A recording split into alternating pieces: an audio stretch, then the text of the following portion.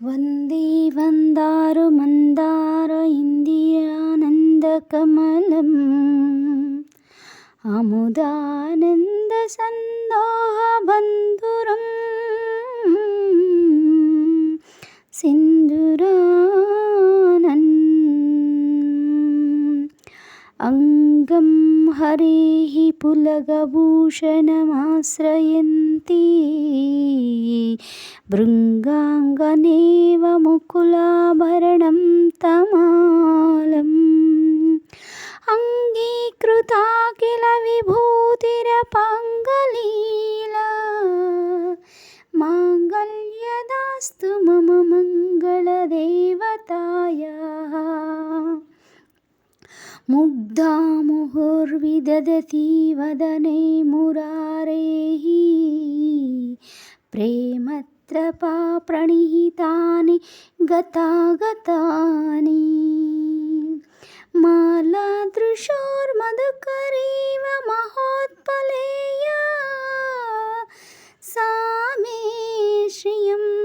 दिशतु सागरसम्भवायाः विश्वामरेन्द्रपदविभ्रमदानदक्ष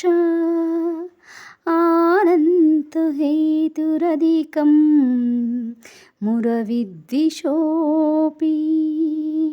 ईशन्यशीततु मयि क्षणमीक्षणार्धा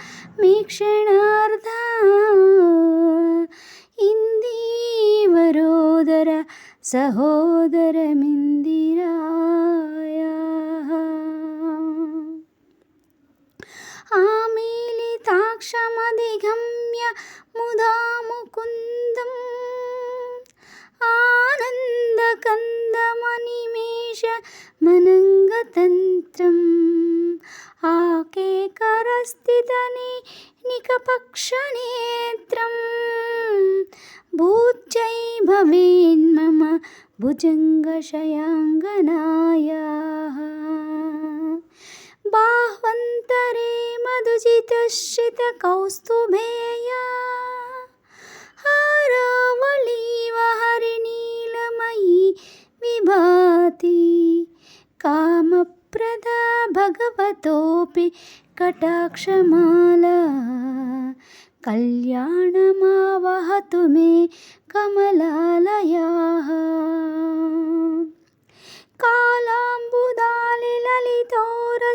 కాళాంబుదాలిలలితోరసికైటభారే దారాధరే స్ఫురతి యాదటిదంగనీవ మాతుః సగస్త జగతా మహనీయమూర్తిః భద్రాణి మే దిశతు భార్గవనందనాయాః ప్రాప్తం ప్రదం ప్రదమదఃఖరు యత్ప్రభావా మాంగళ్యభాజి మధుమాధిని మన్మథేనే మయ్యాపతేత్తదిహ మందర మేక్షణార్ధం మందాలసంచ మకరాలయ కన్యకాయాః దధ్యాదయాపవర్ దివిణాంబుదారా అస్మిన్న కించన విహంగ శిశౌ నిషణ్యే దుష్కర్మ ధర్మమపనీయ చిరాయ దూరం నారాయణ ప్రణయని నయనాంబువాః ఇష్టావిశిష్టమతయోపి యయాత దృష్ట్యా ద్రవిష్టపపదం సులభం లభంతే దృష్టిం ప్రవుష్టకమలోదర దీప్తిరిష్టాం పుష్టిం కృషిష్ట మమ పుష్కర విష్టరాయాః గీర్దేవదేతి గరుడధ్వజ సుందరీతి శాకంబరీతి శశశేఖర వల్లభేతి సృష్టిస్థితి ప్రళయ కేళిషు సంస్థితాయై తస్యై నమస్త్రిభువనై కరోసరుణ్యై श्रुत्यै नमोऽस्तु शुभकर्मफलप्रचोद्यै रत्यै नमोऽस्तु रमणीयगुणार्णवायै सख्यै नमोऽस्तु शतपत्रनिकेतनायै पुष्ट्यै नमोऽस्तु पुरुषोत्तमवल्लभायै नमोऽस्तु नालीकनिभाननायै नमोऽस्तु दुर्गोदधे जन्मभूम्यै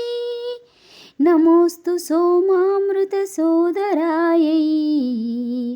नमोऽस्तु नारायणवल्लभायै नमोऽस्तु हेमाम्बुजपीठिकायै नमोऽस्तु भूमण्डलनायकायै नमोऽस्तु देवादिदयापरायै नमोऽस्तु सार्गायुधवल्लभायै नमोऽस्तु देव्यै भृगुनन्दनायै नमोऽस्तु विष्णोरुरसिस्थितायै नमोऽस्तु लक्ष्मी कमलालयायै नमोऽस्तु दामोदरवल्लभायै नमोऽस्तु कान्त्यै कमलेक्षणायै नमोऽस्तु भूत्यै भुवनप्रचोद्यै नमोऽस्तु देवादिभिरर्चितायै नमोऽस्तु नन्दात्मजवल्लभायै सम्पत्कराणि सकलेन्द्रियनन्दनानि साम्राज्यदानविभवानि सरोरुहाक्षि त्वद्वन्दनानि दुरिताहरणोद्यतानि मामेव मातरनिशं कलयन्तु मान्ये यत्कटाक्षसमुपासना विधिः सेवकस्य सकलार्धसम्पदः सन्तनोति वचनाङ्गमानसैः त्वां मुरारि हृदयेश्वरीं भजे सरसजनिलये सरोजहस्ते धवलतवांशुकगन्धमाल्यशोभे भगवति हरिवल्लभे मनोज्ञे त्रिभुवनभूतिकरी प्रसीद मह्यम् दिगस्तिभिः कनककुम्भमुखावसृष्टा सर्वाहिनी विमलजारु जलप्लुताङ्गीं प्रातर्नमामि जगतां जननीम् अशेषलोकादिनादगृहिणीम् अमृताभिपुत्रीं कमले कमलाय क्षवल्लभे त्वं करुणापूरतरङ्गितैरपाङ्गैः अवलोकमयमं यः किञ्चनानां प्रथमं पात्र अकृत्तिमन्दयायाः स्तुवन्ति ये स्तुतिभिरभूदिनन्वहं त्रयीमहीं त्रिभुवनमातरं रमां गुणादिका गुरुतरभाग्यभाजिनः भवन्ति ते भुवि बुध भाविताशयाः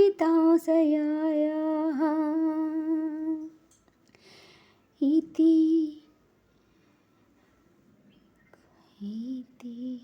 श्रीमच्छङ्कराचार्यविरचितं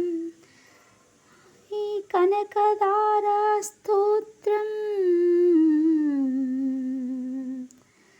सम्पूर्णम्.